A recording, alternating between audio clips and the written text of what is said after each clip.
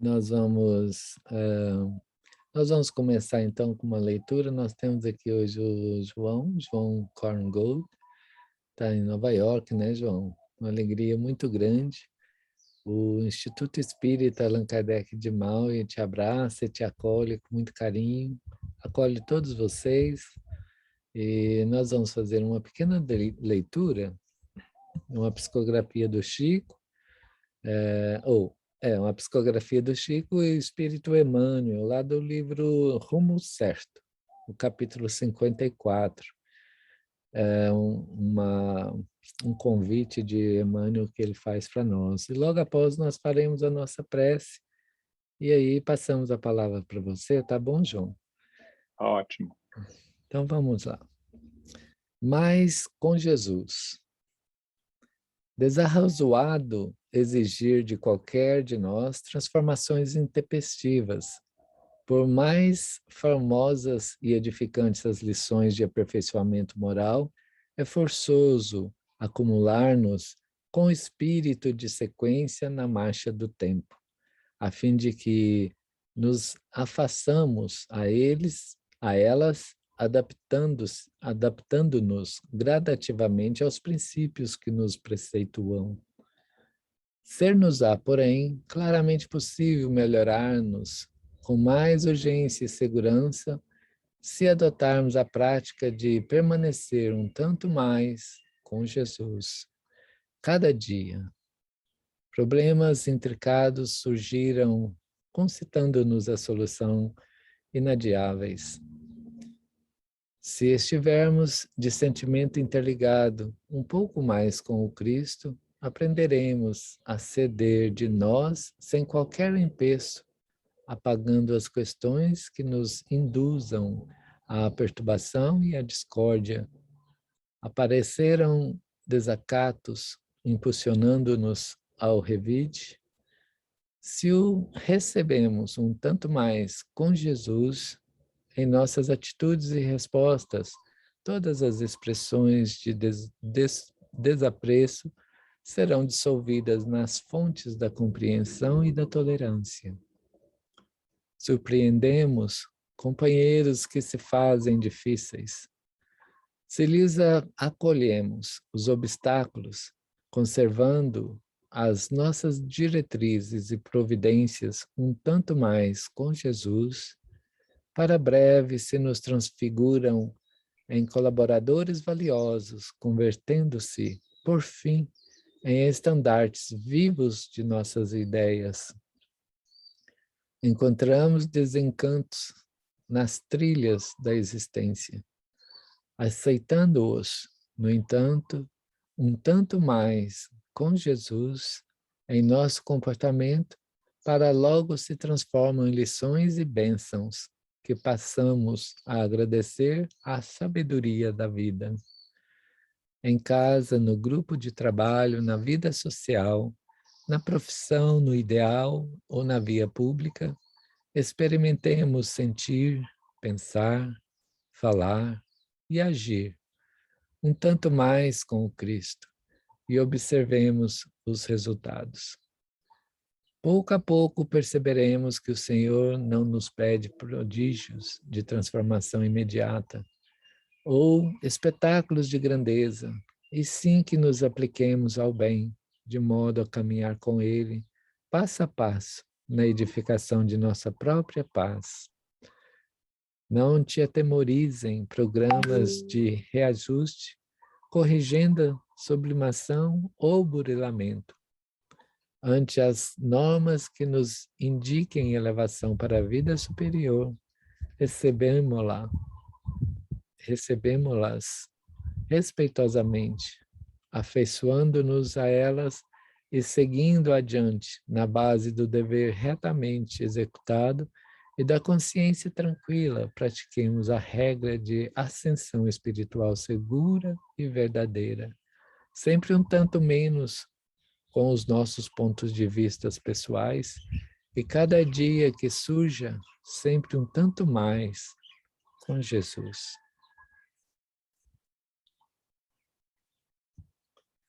Assim nós vamos fazer nossa prece inicial, Eu convido a todos para se recolherem e com Jesus, irmanados neste momento, no dia de hoje, nós pedimos aos benfeitores espirituais que nos auxilie, nos inspire.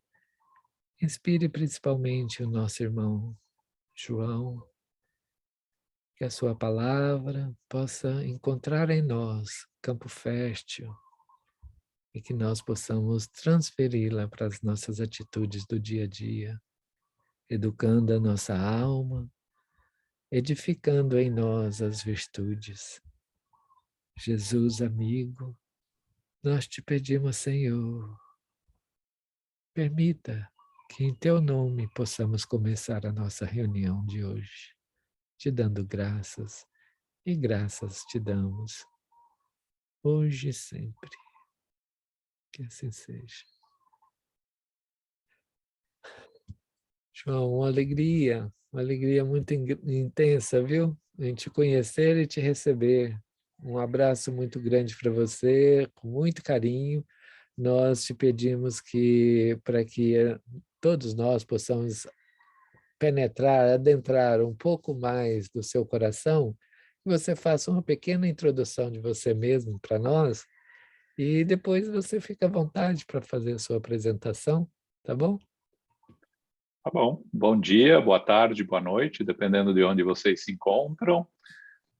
Meu nome é João Korngold, eu moro em Nova York, sou um dos diretores do Spiritist Group of New York, um grupo espírita formado em Nova York há mais de 20 anos, que com os trabalhos todos em inglês, é o primeiro grupo espírita aqui nos Estados Unidos que 100% faz seus trabalhos em inglês. Eu sou diretor das reuniões de estudo, de algumas reuniões de estudo e diretor da reunião mediúnica também, que nós fazemos desde o começo.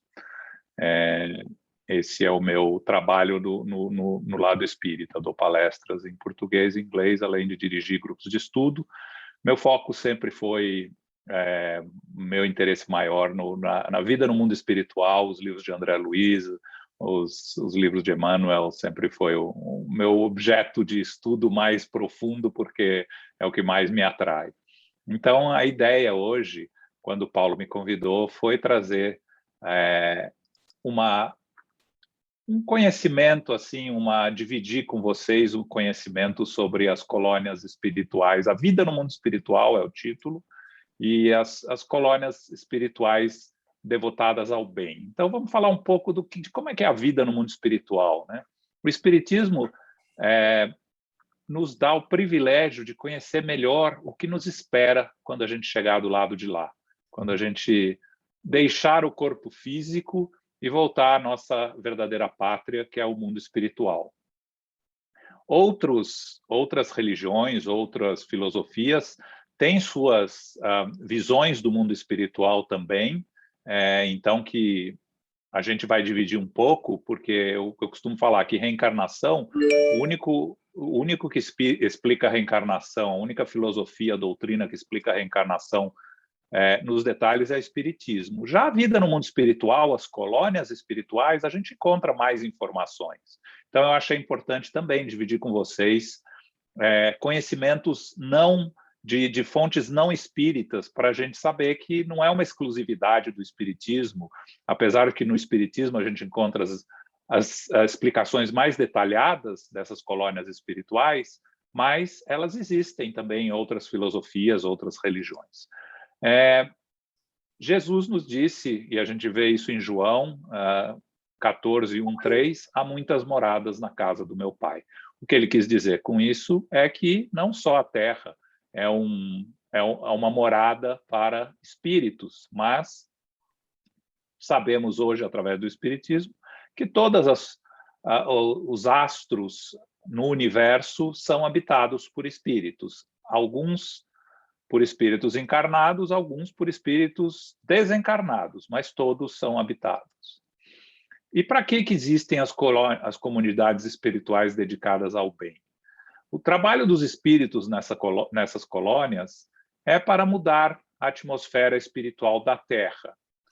e também para merecer, quando eles vão reencarnar, para eles poderem viver em um mundo mais feliz no futuro, porque, obviamente, todos esses espíritos que estão trabalhando nessas colônias espirituais em volta da Terra vão reencarnar na Terra. Então, para eles preparar um mundo melhor para eles também é o objetivo, obviamente, que eles trabalham. André Luiz, no livro Evolução em Dois Mundos, no capítulo 13, nos define o que é o mundo espiritual.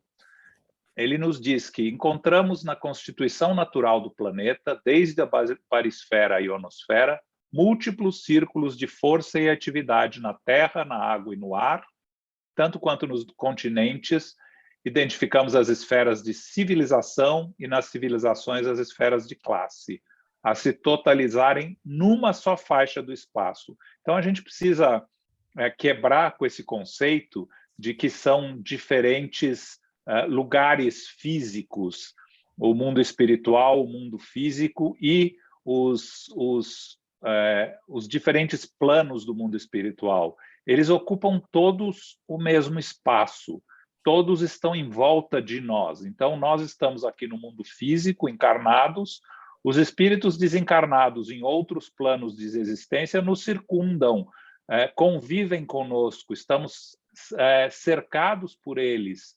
Não existe que você vai, a ideia que você vai subindo e vai mudando de plano espiritual é uma ideia errônea, porque tudo se integra. Existe somente um plano onde estamos todos juntos em dimensões diferentes, e por isso a dificuldade, não impossibilidade, porque por isso tem os médios, mas a dificuldade da gente ver espíritos, etc.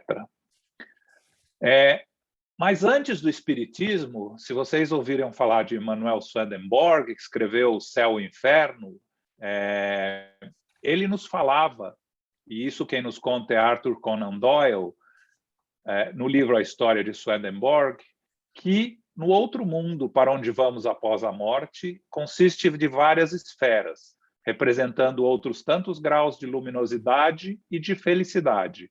Cada um de nós irá para aquela que se adapta à nossa condição espiritual. Você vê que é exatamente a mesma coisa que o Espiritismo vem nos falar depois de Swedenborg. Kardec nos traz o conceito dos mundos espirituais e dos para onde nós vamos quando voltamos ao mundo espiritual, e cada um de nós vai para onde a nossa vibração espiritual nos leva, conectado a espíritos que estão vibrando como nós.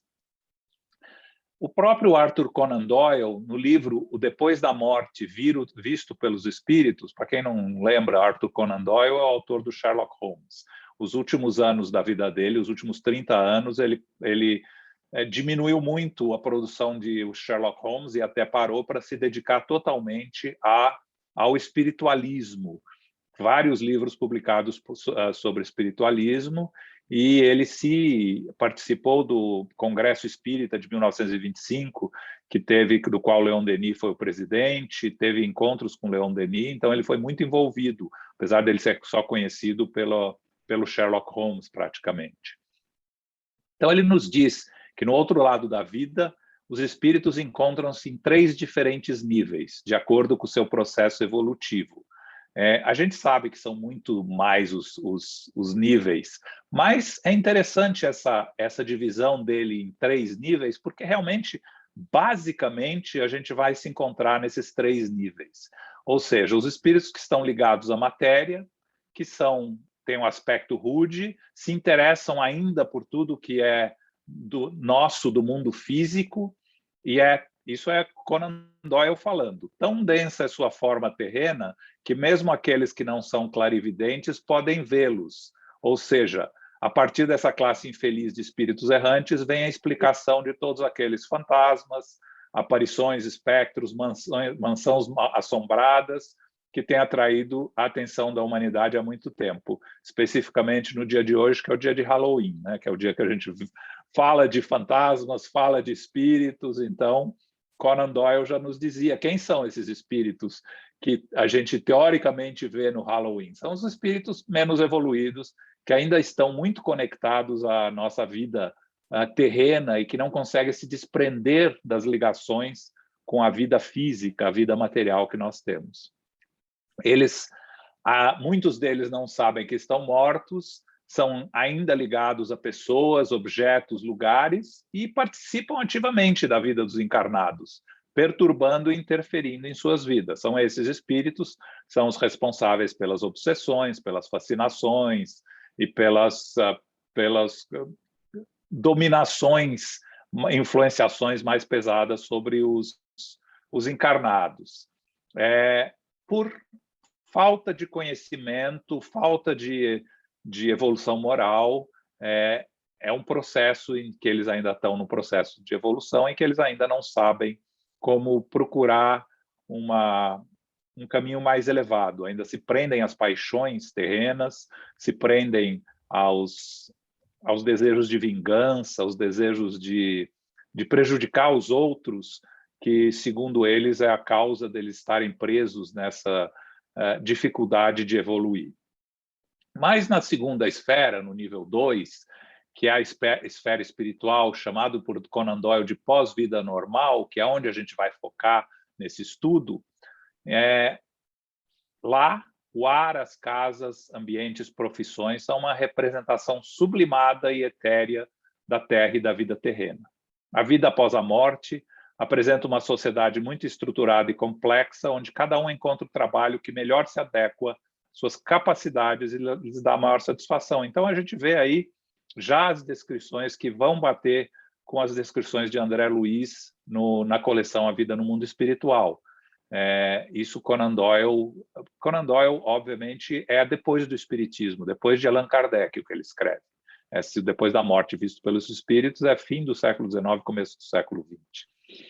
E o terceiro nível, Conan Doyle não sabia muito como descrever, e ele simplesmente escreveu que um espírito descreveu esse nível numa reunião de família como sendo um plano onde a felicidade, beleza e paz estão entre as suas principais características. Todo mundo é feliz. Na verdade, como todos nós não tivemos a possibilidade de viver nesses mundos felizes, pelo nosso nível de evolução ainda de espíritos imperfeitos, o que a gente pode ter é apenas imaginar como seria, mas a gente não tem nem com o que comparar. Então, a descrição que esse espírito deu com a limitação da nossa linguagem é um plano onde a felicidade, beleza e paz estão entre as suas principais características. Nós ainda não estamos em nível de ir para lá, então também não vai ser o foco do nosso estudo. Mas André Luiz nos informa que essas comunidades dedicadas ao bem não estão necessariamente situadas em planos mais elevados. Isso é muito importante. Muitas delas estão incrustadas em regiões de sombras e de dor, o que representa um oásis para os espíritos viajantes perdidos nesses territórios. A gente encontra em vários livros de André Luiz passagens por essas comunidades que se situam no meio do umbral, no meio das zonas mais difíceis e que auxiliam os espíritos trabalhadores que estão em missão de resgate e auxílio aos espíritos sofredores. Esses postos de socorro, em geral, são formados por pequenos grupos de espíritos, normalmente são ligados a uma colônia mais elevada, o nosso lar tem vários deles, de onde eles recebem instruções, orientações e recebem os trabalhadores, os voluntários que trabalham com dedicação, sacrifício e amor ao próximo nesses postos de socorro. Então, quais são as características principais dessas colônias espirituais e núcleos dedicados ao bem? As pessoas estão reunidas em grupos ou famílias, de acordo com a afinidade mútua ou interesse comum. Existe uma hierarquia de poder, níveis de autoridade estabelecidos pela ascendência intelectual e moral. Isso é muito importante. Não existe, ninguém toma o poder à força nessas colônias espirituais. O poder é exercido por uma ascendência moral combinada com uma ascendência intelectual, mas a moral, claro, vem antes. E é uma sociedade heterogênea. A gente acha, às vezes, que é uma sociedade homogênea. Não, é heterogênea em termos de conhecimentos e moralidade, porque temos espíritos de vários níveis aí. Obviamente, são espíritos já com a disposição de trabalhar para o bem. Porque os trabalhos e as atividades estão voltados para o bem. Então, espíritos que não estão preparados para trabalhar para o bem, vocês não encontram nessa comunidade. Mas dentre os espíritos trabalhadores para o bem, a gente tem espíritos de níveis diferentes de evolução, conhecimentos maiores, conhecimentos menores e evolução moral maior ou menor, como a gente pode lembrar de algumas passagens do Nosso Lar com alguns espíritos que a André Luiz interage no livro Nosso Lar. Os habitantes, então, eles fazem o bem em qualquer atividade. Só estão nessas colônias quem se dedica a fazer o bem, mesmo que seja através de um esforço extremo para superar as próprias limitações. Esses espíritos todos podem se movimentar para os planos inferiores e aos limites da colônia. A comunicação pode ser mental, mas a palavra falada ainda é usada, porque nem todos esses espíritos conseguem se comunicar através do pensamento. Então, muitos deles ainda, nesse nível evolutivo, precisam se comunicar através da linguagem falada. E a locomoção também pode ser através da levitação, que seria o mais comum, mas muitos espíritos que não estão preparados para levitar, e vocês lembram do André Luiz, no começo do Nosso Lar, sendo transportado pelo aeróbus, que então existem ainda veículos ou máquinas que podem transportar os espíritos que não sabem se movimentar por volitação. Eu sempre comento que quando você sai da coleção A Vida no Mundo Espiritual do Nosso Lar para os mensageiros, o André Luiz vem com o mentor para auxiliar para o primeiro trabalho na Terra. E 2/3 do livro ele passa no caminho entre o Nosso Lar e a Terra. Ele só chega na Terra no último terço do livro. A dificuldade ainda no começo do progresso dele espiritual de se locomover. Eles passam pelo umbral, se hospedam numa colônia que a gente vai ver aqui logo mais para frente. Ou seja, a locomoção é um processo também que se desenvolve, a capacidade de locomoção, com a evolução intelectual e moral. Então, o Nosso Lar, que é a colônia que todo mundo conhece, que é mais comum para todos nós, onde fica? Fica no limite superior do umbral. Eu costumo dizer que é o primeiro nível de colônia organizada acima do umbral.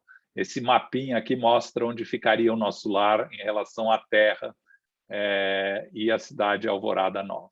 O Nosso Lar é uma colônia de evolução média, porque os habitantes, embora dedicados ao bem, ainda trazem imperfeições. A gente vê isso, de novo, com as interações de André Luiz no Nosso Lar, isso é uma figura dele em Nosso Lar.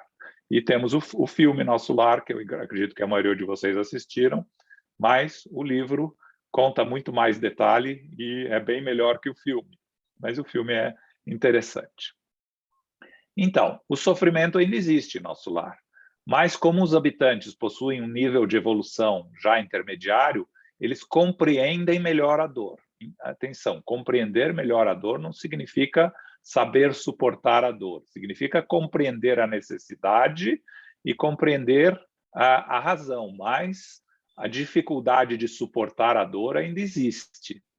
É uma colônia onde já existem belezas e harmonias que podem se encontrar no Nosso Lar, que não existe nos planos inferiores, no umbral e nos postos de socorro, que a gente vai ver daqui a pouco.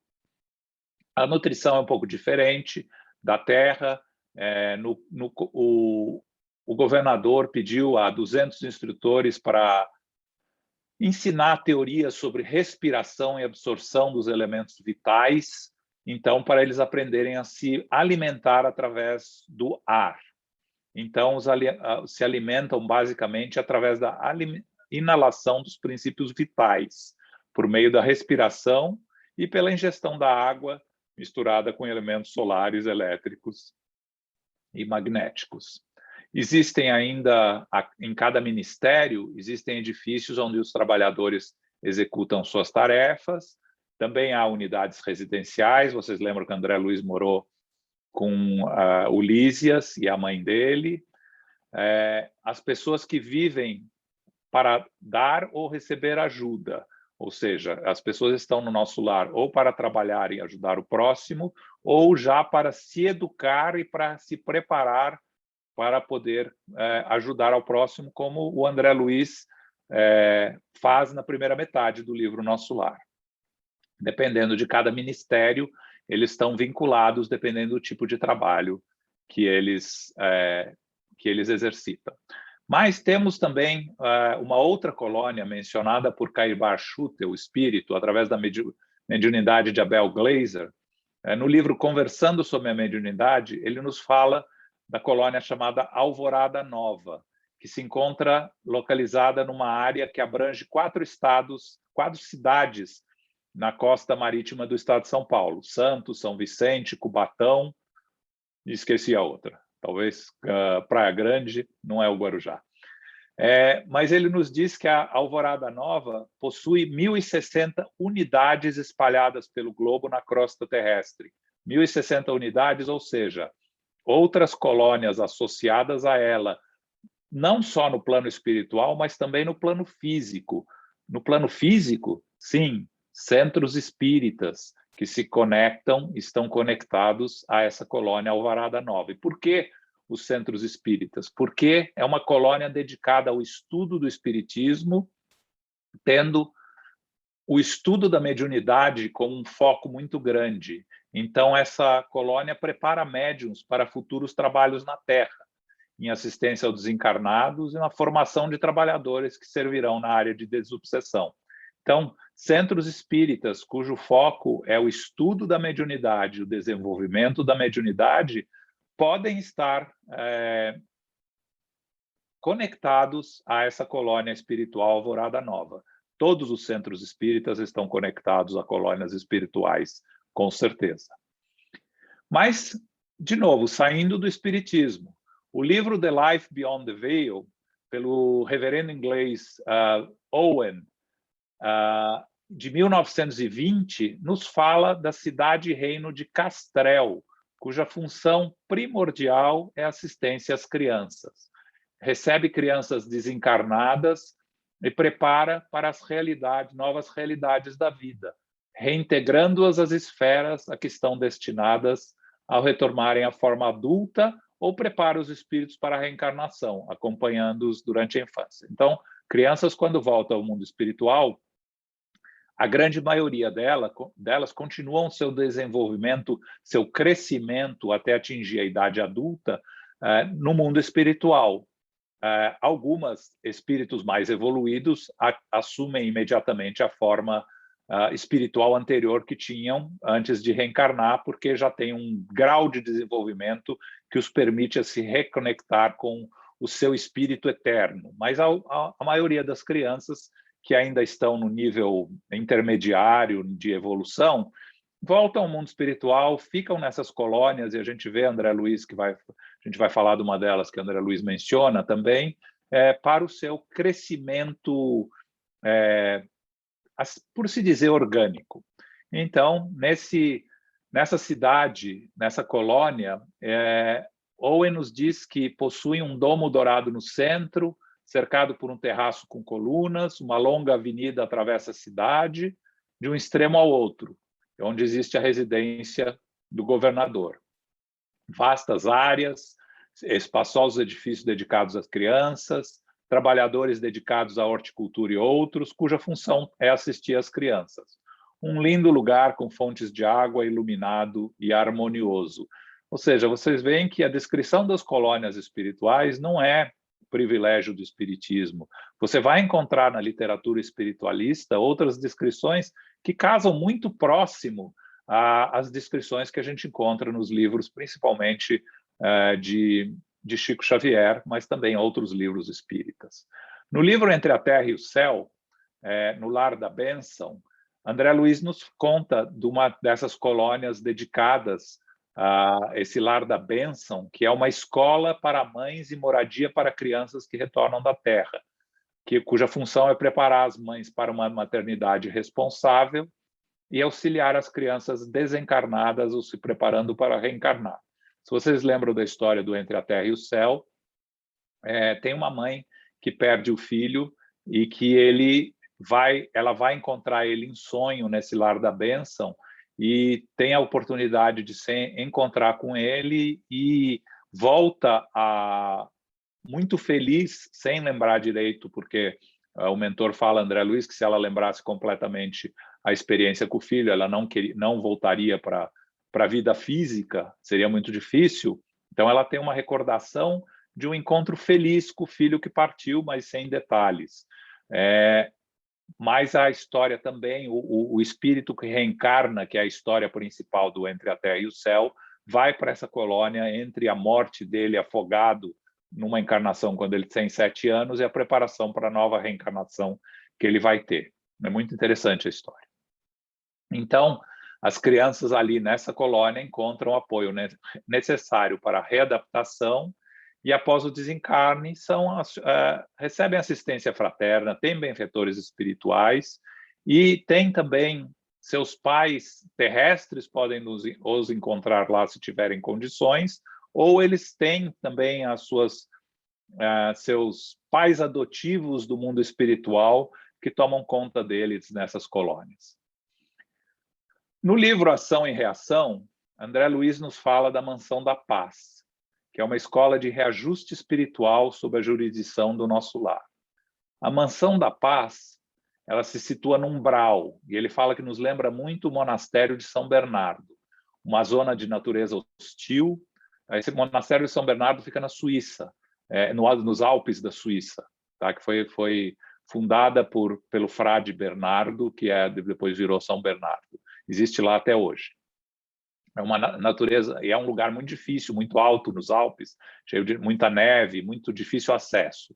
Então, por isso que André Luiz nos fala que essa Mansão da Paz lembra o monastério, porque é um lugar cercado de espessas sombras e incessantes vendavais. Aí você vê uma figura, é um lugar destinado a receber espíritos infelizes ou enfermos, mas dispostos a trabalhar na sua própria regeneração. Essas colônias que ficam, esses postos de auxílio aos espíritos no meio do umbral, são destinados a espíritos que já estão preparados para o recomeço, que já estão preparados para trabalhar na sua recuperação, mas que não têm condições ainda de ser levados para colônias tipo Nosso Lar. Então, eles precisam ficar nesses ambientes ainda para receber assistência e trabalhar na recuperação. Algumas vezes dessas colônias eles voltam para uma nova reencarnação, algumas vezes eles aí são levados para as colônias como Nosso Lar. Esses postos de socorro são uma expressão de amor ao próximo, são uma espécie de campus avançado de uma colônia espiritual, de uma colônia como Nosso Lar. São uma sala de espera, hospitais para almas doentes, onde a experiência punitiva, ou seja, o karma é aplicado para trazer o doente de volta, o sofrimento traz o doente de volta para a saúde e a felicidade. O reconhecimento do sofrimento, o reconhecimento das falhas, o desejo de superar é o que leva os espíritos a serem resgatados por esses postos de socorro. E os espíritos missionários, obviamente, lutam com habitantes das regiões que cercam, sombrias, principalmente os dirigentes, que procuram impedir o resgate de espíritos que querem se modificar, porque querem ainda manter o domínio sobre esses espíritos inferiores que eles escravizam e que eles usam para as suas missões de causar danos a nós aqui encarnados e aos desencarnados. Então, voltando ao livro Os Mensageiros, a colônia Campos de Paz, que fica no umbral, onde André Luiz permanece um longo tempo do livro, nos fala que recebe espíritos que estão doentes, mas que são mais desorientados do que maus, devido ao choque da morte física, ou ainda ao apego que tem aos seres desencarnados. Eles são recebidos, tratados e reequilibrados para serem encaminhados a outros planos. Eles chegam a esses núcleos de assistência completamente desconectados, muitos dos espíritos, da realidade que os cerca. Se vocês lembram do livro, tem uma seção desse Campus da Paz que tem um dormitório onde existem vários espíritos que estão dormindo por um longo tempo, que é o processo de tratamento e recuperação para esses espíritos. E daí, então, eles são encaminhados depois para uma nova reencarnação ou para alguma colônia tipo Nosso Lar. No livro Obreiros da Vida Eterna, André Luiz nos fala da Casa Transitória Fabiano de Cristo, que é um posto de assistência móvel que se desloca sempre que necessário através do umbral, dirigido pela Zenóbia, se vocês lembram o nome dela, onde os recém-desencarnados são levados. E no livro Obreiros da Vida Eterna tem 5 casos de desencarnação que André Luiz descreve muito detalhadamente. Aliás, é a melhor descrição de um processo de desencarnação, junto com o livro Voltei, do irmão Jacó. Então, você acompanha o processo de desencarnação de 5 espíritos e eles são levados para essa casa transitória Fabiana de Cristo. Transitória significa porque ela não fica no mesmo lugar, ela se move, ela é móvel, por isso que ela é transitória, porque ela não se queda em nenhum lugar, porque ela, como ela é muito atacada e muito e fica em ambientes muito hostis, ela precisa constantemente estar trocando de lugar. Ela foi fundada por Fabiano de Cristo. Nós temos no Rio o famoso Lar Fabiano de Cristo, que é uma instituição espírita muito importante. Ele foi um frade que viveu entre 1676 e 1747. No Rio, um grande benemérito religioso. Então, o principal objetivo dessa casa transitória é prover assistência de emergência. E, como eu falei, sofre ataques de espíritos desesperados, sofredores. E para garantir suas defesas magnéticas, ela necessita de um grande número de trabalhadores, que trabalham dias e noites, amparando os espíritos sofredores que são resgatados e internados nessa casa. Seu trabalho é de um caráter muito elevado e dignificado.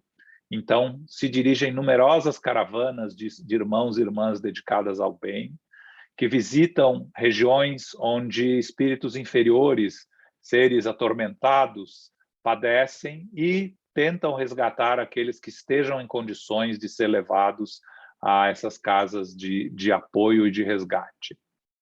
No livro Memórias de um Suicida, a Ivone Pereira, através do espírito Camilo Cândido Botelho, nos fala da colônia correcional da Legião dos Servidores, das Servidoras de Maria. É uma colônia dedicada à assistência aos suicidas. Essa colônia é supervisionada por Maria, Mãe de Jesus. Os líderes auxiliares atuam em nome da Virgem Maria e ali um grande número de suicidas é tratado e resgatado, como a gente lê uma descrição, que é um livro extremamente importante para aqueles que estudam o problema do suicídio e para aqueles que lidam com o problema nos centros espíritas de aconselhamento, de atendimento fraterno, aos que procuram ajuda relacionadas ao tema do suicídio. A colônia, então, ela é descrita como representada por muros fortificados, e fica numa área desolada e triste, coberta de neblina, como se toda a região fosse envolvida por um véu de contínuas tempestades de neve. A gente pode se perguntar por que essas colônias, a descrição delas sempre são em lugares desolados, tristes, envolvidas em véu. A gente precisa lembrar que o lugar onde a gente vive no mundo espiritual representa a coletividade das vibrações dos espíritos que os habitam. Então, a grande maioria dos espíritos que residem nessa região, tanto dentro da colônia, mas principalmente em volta da colônia, são espíritos ainda com um nível de vibração muito pesado, muito difícil. Então, a atmosfera que os envolve reflete essa vibração desses espíritos. Por isso que sempre as descrições dessas colônias nos fala de regiões cobertas de véus, regiões cobertas de tempestade, porque é o sofrimento mental, vibracional desses espíritos que se encontram nessas regiões. Então, essa colônia se parece, a descrição dela é com castelo medieval, com fossos, torres e pontes movediças. Mas dentro, uma cidade muito movimentada, com edifícios, departamentos de serviço, cada um trabalhando muito intensamente para oferecer aos sofredores o suporte necessário. E aí a gente pode se perguntar por que fossos, torres, pontes movediças? A gente precisa lembrar que espíritos que cercam essas colônias, o entendimento deles é o entendimento ainda do mundo físico, onde essas torres, pontes movediças funcionam como um impedimento para eles penetrarem nesses lugares. Eles ainda entendem isso como barreiras que os impedem de entrar nesses lugares. São barreiras vibratórias, representadas na mente deles por fossos, torres e pontes movediças. No livro Entre Irmãos de Outras Terras, já que a gente está aqui fora do Brasil, é mencionada a assistência de Thomas Edison no desenvolvimento espiritual dos Estados Unidos, numa colônia espiritual sobre a Califórnia. É um livro, para nós que vivemos fora do Brasil, muito útil e muito interessante, com comunicações de vários espíritos, inclusive alguns espíritos, comunicações em inglês, comunicações de espíritos que vivem aqui nos Estados Unidos. Também temos o Andrew Jackson Davis, um dos maiores nomes espiritualistas do espiritualismo americano, em 1876, ele nos fala da existência de uma cidade espiritual localizada na Via Láctea, que chama Summerland. As descrições do mundo espiritual e do espiritualismo do Andrew Jackson Davis são um marco importantíssimo na história espiritualista desse país aqui, talvez o autor espiritualista mais importante que existe nos Estados Unidos.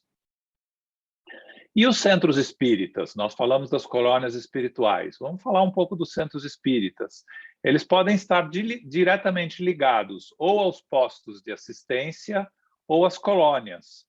Todos os grupos dedicados ao bem são postos de trabalho da espiritualidade superior aqui na Terra. Ou seja, todos os centros espíritas que se dedicam à ajuda aos necessitados, ao desenvolvimento moral e intelectual dos espíritos encarnados, estão conectados à espiritualidade superior e estão conectados a colônias ou postos de trabalho do mundo espiritual.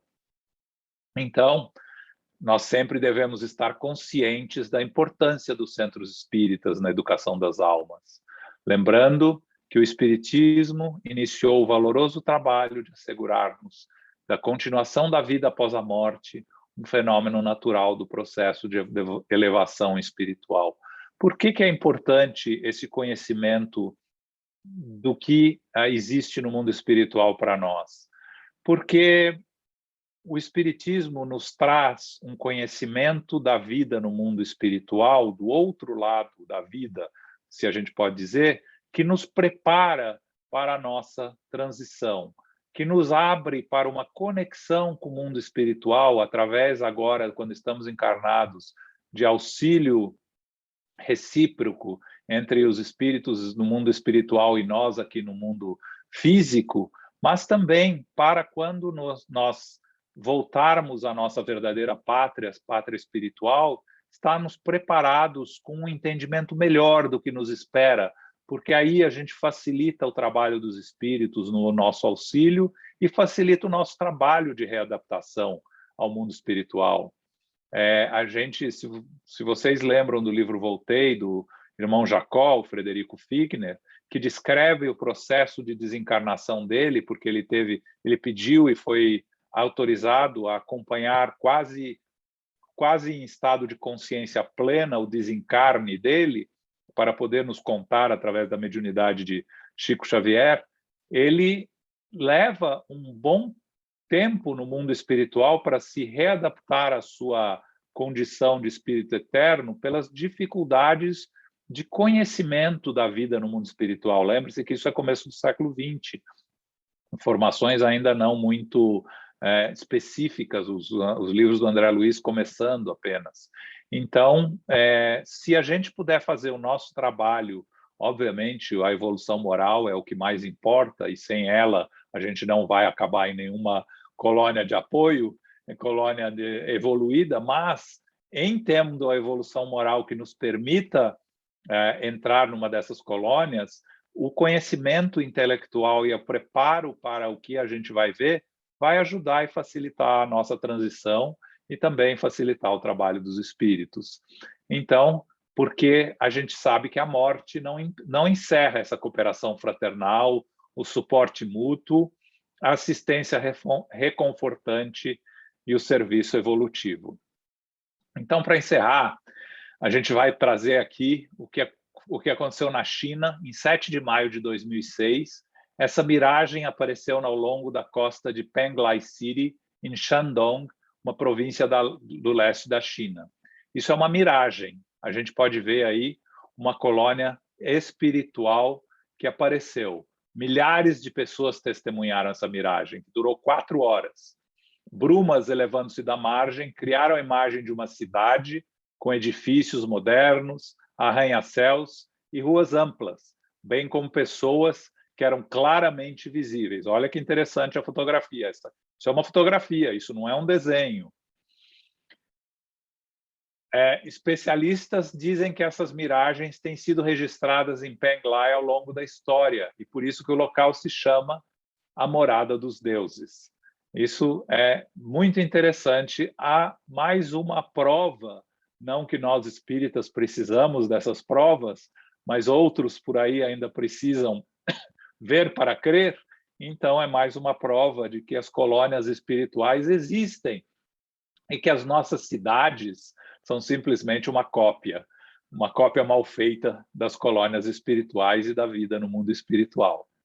Então, a gente sabe que as vibrações dimensionais do universo são infinitas, bem como são infinitos os mundos que preenchem o universo.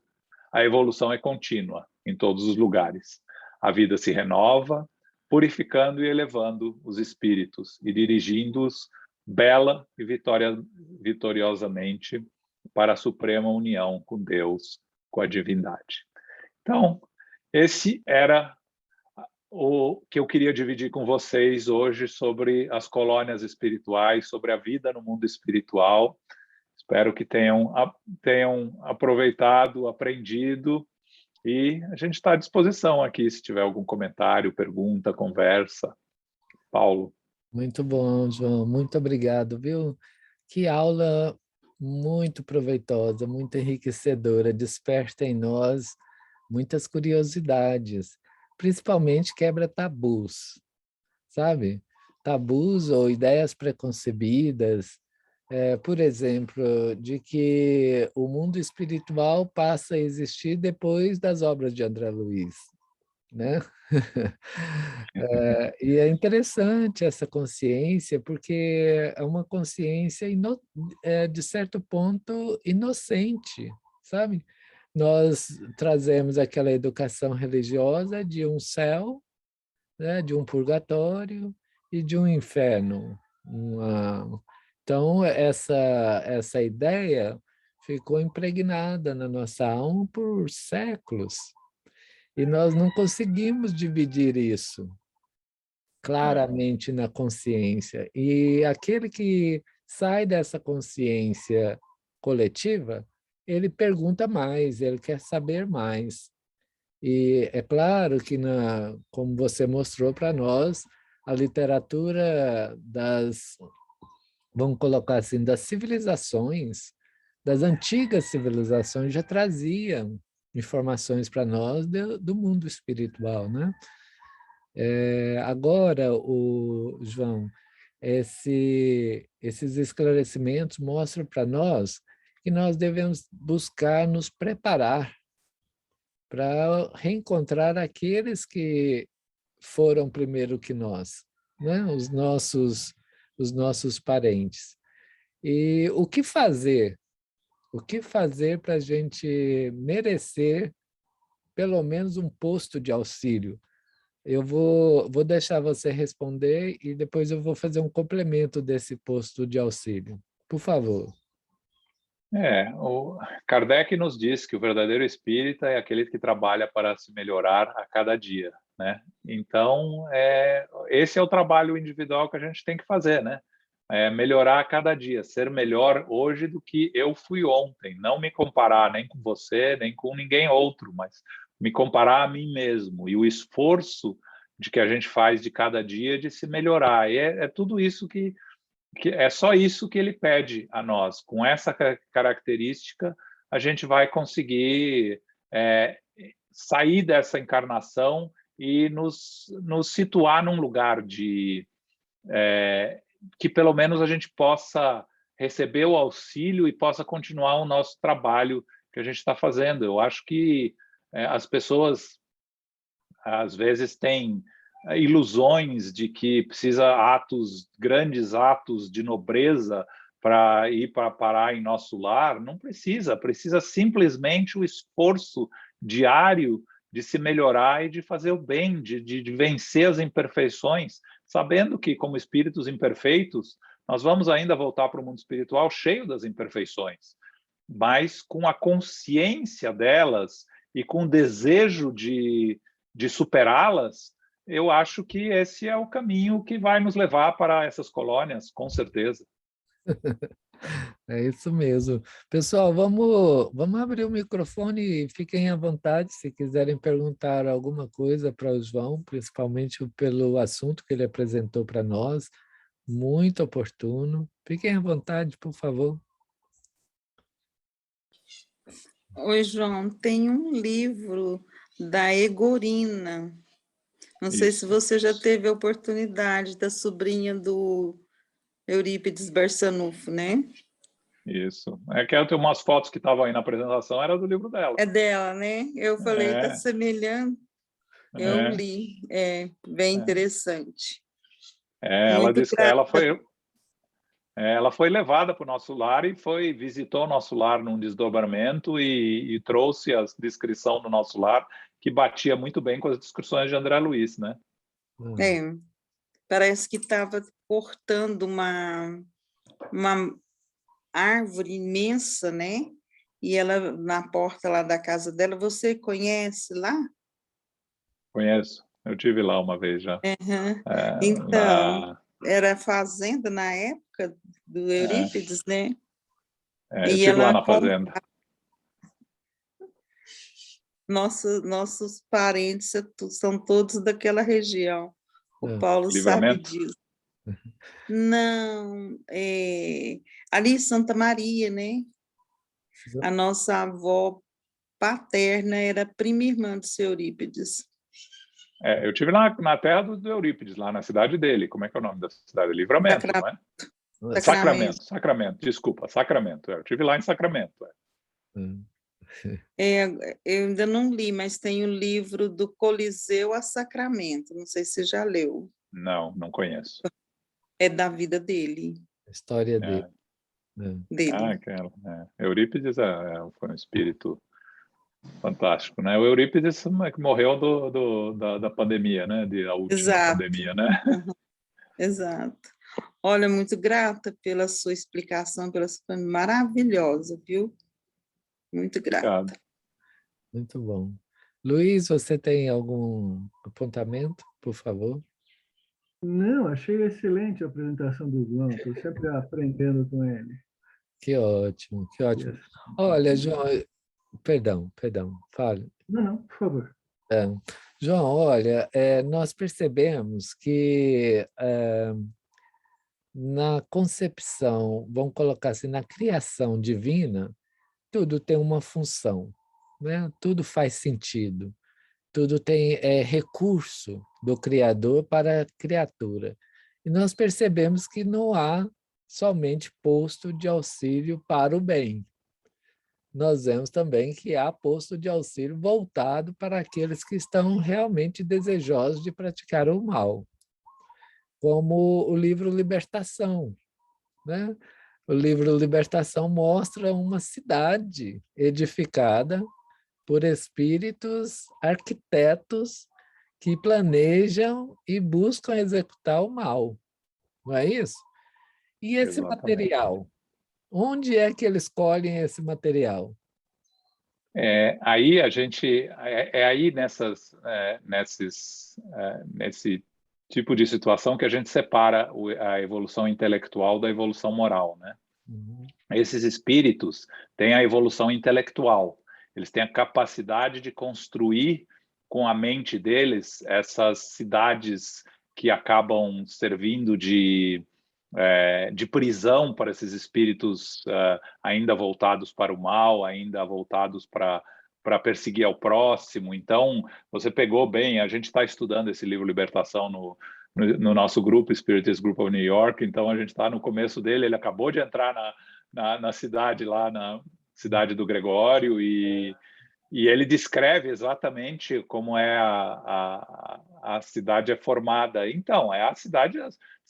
Tudo o que existe no mundo espiritual é formado pela mente dos espíritos que habitam o lugar. Agora, você tem espíritos voltados para o mal com uma mente mais organizada, como Gregório e os asseclas dele. Esses espíritos são capazes de construir, por ter uma mente mais organizada, são capazes de construir essa cidade com características que você vê mais específicas. Porque quando você vai para um umbral, onde tem espíritos sofredores, mas assim com desenvolvimento intelectual não muito grande e moral também não, eles não conseguem construir nada, porque a mente deles não é organizada o suficiente para construir nada. Então, por isso que você vê só nuvens, é sombrio, aspecto sombrio, as descrições da André Luiz do umbral não são nada de organizado. Agora, esses lugares voltados para o mal, você tem espíritos mais intelectualizados que têm a capacidade de construir com a mente deles essas cidades que a gente vê a descrição. Muito bom mesmo. Você lembrou bem também, recentemente nós finalizamos o estudo do livro Rumo Maior, O mundo, não, o mundo maior. no Mundo Maior, onde André Luiz vai nas cavernas, né? Não chega até as cavernas, mas está naquele ambiente, e o Cláudio, a descrição do avô dele, o ambiente onde o avô dele estava era totalmente mental, né? Não havia uma estrutura, como você está colocando, mas havia a criação mental própria daqueles espíritos que se encontravam ali. Ou seja, há muitas moradas realmente, né? E essas moradas sempre educativas, né? Olha, João, no próprio... Paulo, Pois não, Luiz. então, sempre que está se discutindo esse tema, eu gosto de colocar uma coisa que eu acho que é importante, que é, apesar de serem, vamos dizer assim, criações mentais, é porque essa é a tecnologia desse universo dos espíritos errantes. Mas, de forma alguma, a meu ver, eu acho que eu sei a opinião do João, isso são coisas imaginadas, ou seja, as cidades espirituais, elas são tão reais quanto essas coisas que nos rodeiam. E a matéria deles lá é tão real quanto essa nossa. Exato. Só que por um aspecto que eu costumo chamar de dimensional, e sem nenhuma ficção científica nisso, tá? Absolutamente, totalmente natureza, tá? A gente não tem acesso a essas dimensões físicas, mas assim, é tão real quanto a gente, e nós temos inúmeras descrições de como isso acontece, por que isso acontece, na codificação e fora dela. Então, parte da tecnologia, né, de construir essas coisas é mental, mas é uma coisa, é fluido universal, que nem isso aqui. Exatamente, exatamente. Modificações, né? Olha, João, você tem algum comentário sobre isso? Algum... Não, é exatamente, é exatamente isso, né? Eu acho que é importante a gente ter essa noção de que é matéria, tudo deriva do fluido universal. Então, o que a gente costuma achar que lá pode ser nuvem, pode ser alguma coisa assim. Na verdade, a gente sabe que aqui é cópia de lá, né? Eu sei que o Leão adora o Luiz adora minha cópia mal feita de lá, minha frase que a gente aqui é cópia mal feita de lá. Mas é isso, né? Quer dizer, a gente quer dizer, só voltando um pouco a, a essas cidades espirituais e os ambientes que existem nelas, o Elmo, que é o outro diretor aqui do nosso grupo, ele costuma dizer, né?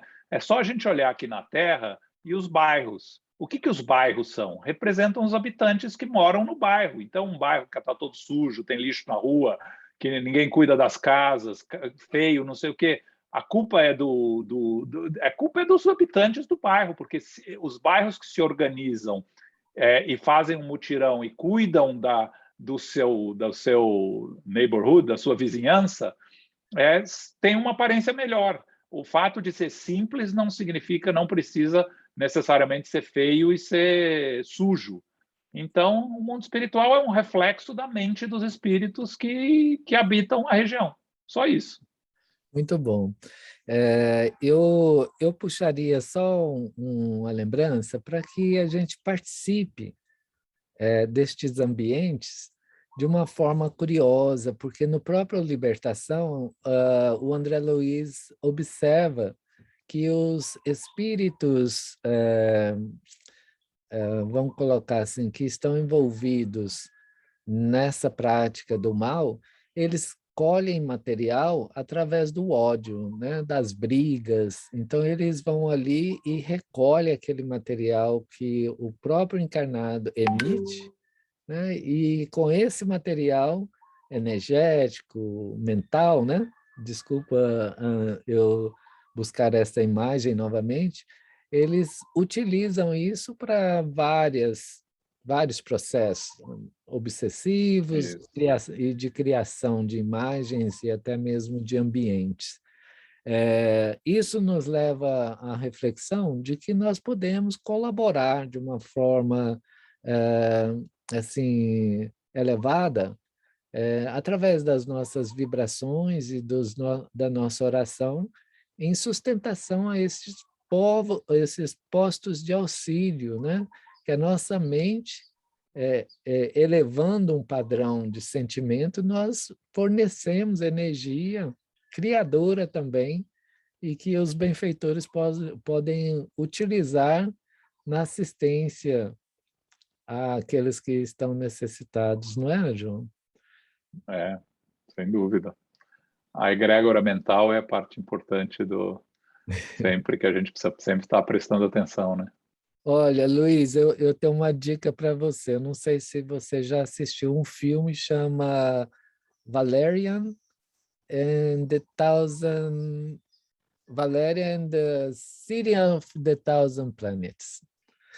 É um filme interessantíssimo. É meio ficção, né? Mas tem um ponto muito interessante que eu chamo lá tem o que mais toca o espírita, que é a intenção. Ele, propositalmente, o diretor, aquele que criou a história, ele coloca num centro a intenção e aglomera seres, civilizações de vários pontos do universo. Então, isso aí retrata para nós assim de uma forma tão extraordinária a nossa visão do mundo espiritual, sabe? E a nossa posição perante o mundo espiritual. Recomendo. Eu que não assisti, vou olhar. Acho que o Luiz já assistiu, pelo que o jeito dele. É, Sim, não, mas já assisti mais de uma vez, mas confesso que não tinha feito essa analogia que você fez. Então, muito rica, irei examinar. observa, sabe por quê? Porque tem um determinado momento que o narrador ele fala o que cada povo, o que cada ser estavam fazendo ali em comunidade, em benefício de todos. E tem uma intenção, o bem maior, sabe? A associação, a fraternidade, o crescimento, o desenvolvimento. Isso é muito lindo, muito grandioso. Verdade, Vou olhar, verdade. vou olhar. Cada um de nós, né, tem a sua pequena luta, né? Assim, a minha pessoal é estar permanentemente defendendo que não há misticismo, que faz tudo parte, é tudo parte da natureza, que o espiritismo e a nossa ciência vão convergir, porque é tudo a mesma coisa. É só que isso ainda não aconteceu. E que essas coisas que a gente fala, elas são reais, elas existem. A gente pode não ter a compreensão completa, porque, né, numa escala grande, nós estamos aqui embaixo, nós estamos aqui, né? Então, nós somos que nem povos primitivos, né? Imagina que nós somos povos isolados numa ilha, quase aborígenes, né? E que de repente encontramos um transatlântico com um monte de gente cheio de telefone celular e aparelhos e coisa. Então, quando esses caras explicam as coisas para a gente, eles têm dificuldade em explicar. E a gente tem dificuldade em entender, porque nós não temos vocabulário, não temos semântica, né? Então, às vezes, eles explicam de forma meio simplificada. Agora, a gente, da nossa ótica, e a minha luta é sempre essa, isso é real, isso é verdade, não é um mundo da fantasia, e envolve um conjunto de realidades que a gente não entende muito mais, porque nós, né, estamos aqui ainda, tem o Everest para escalar, mas a gente tenta e aos pouquinhos nós vamos andando. Essa é a minha luta pessoal. É verdadeira, é verdadeira. João, olha, nós estamos muito felizes e satisfeitos, viu? Com a sua presença. Luiz, muito obrigado. Prazer foi meu. E nós gostaríamos de deixar o nosso carinho, o nosso agradecimento pelos seus esclarecimentos e esperamos que realmente essa aula possa trazer luz para a vida das pessoas, né? Aqueles que acessarem, encontrar alguma coisa que possa crescer, desenvolver ou despertar na alma humana, né? Olha, João, com muita alegria, nós gostaríamos que você fizesse a prece final para nós, depois das suas últimas palavras. Por Ah, favor. sim, claro. Eu gostaria muito de agradecer o convite. É sempre uma alegria muito grande poder dividir os estudos de espiritismo e principalmente a divulgar o espiritismo fora do Brasil, que tem sido o nosso trabalho ao longo desses últimos 20 anos, 25 anos. E então é sempre uma alegria muito grande a gente ter essas oportunidades.